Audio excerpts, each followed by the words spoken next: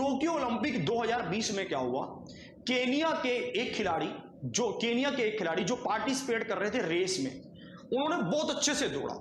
भाई साहब वो ऑलमोस्ट जीत चुके थे, पर गलती से उन्हें क्या लगा कि वो एंड लाइन पर पहुंच चुके हैं। वो पहुंचे ही नहीं थे, उनको लगा वो पहुंच चुके हैं और वो पहले ही रुक गए। उन्होंने सोचा मैं तो जीत ही गया हूं। पीछे से स्पेन का खिलाड़ी आ रहा था, उन्होंने उसको चिल्लाकर कहा कि आप अभी एंड लाइन पर नहीं पहुंचे हैं। जो दूसरे नंबर पर था उसने उनको चिल्लाकर कहा कि आप एंड लाइन पर नहीं पहुंचे हैं और दौड़िए, लाइन आगे है।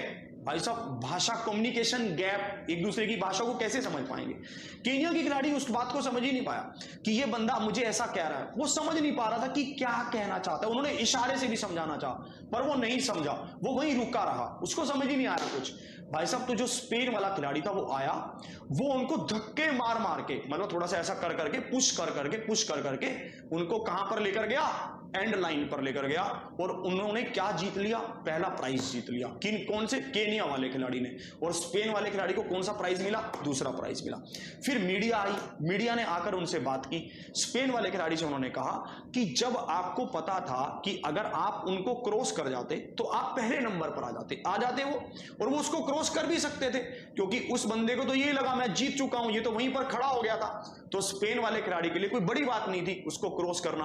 तो उन्होंने कहा जब आपको पता था कि उनको गलती लग गई है तो आपको जरूरी था उसको समझाना, आप चुपचाप निकल जाते, आप तो पहले विनर बन जाते, आप तो फर्स्ट प्राइज जीत जाते।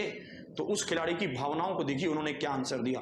उन्होंने कहा कि जब सब लोग ये जानते हैं कि वही पहले प्राइज का हकदार है, तो मैं उनकी गलती का फायदा उठाकर अगर पहला प्राइज जीतता हूं तो मुझसे बेकार आदमी कोई नहीं होगा। उन्होंने कहा कि मेरी मां ने हमें सिखाया है कि हम अपने संस्कार, अपनी आदतें, अपने गुण अगली जनरेशन को पास करते हैं। तो भाई साहब अगर मैं ऐसा करता तो मैं नेक्स्ट जनरेशन को क्या देकर जाता कि किसी की गलती का अगर किसी को कुछ कम समझ आ रहा है तो उसकी गलतियों का फायदा उठाओ, नहीं, उसको समझाकर अपने साथ लेकर चलो। अगर कोई विनर है, अगर कोई जीत रहा है पर कहीं ना कहीं गलती करके वो वही ठहर गया है, तो भाई साहब उसको समझाओ कि तुम ऐसे करके आगे बढ़ सकते हो और अपनी मंजिल को पा सकते हो। मैं भी आपको यही समझाना चाहता हूं कि जीवन में ऐसे मौके आपको कभी कभी मिलेंगे जहां पर आपको लगेगा कि भाई साहब उसको तो पता नहीं चल रहा है, मैं चुप से आगे निकल जाता हूं। भाई साहब वो आगे निकलना नहीं होगा।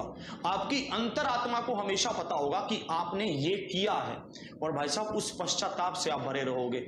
जबकि आपको पता था कि जीत वही रहा था, मैंने उसकी नाजायज गलती का फायदा उठाया है। दूसरों की गलतियों को सुधारने के लिए उनको प्रेरित करिए और उनको मौका दीजिए कि वो अच्छे से सब चीजों को कर सके।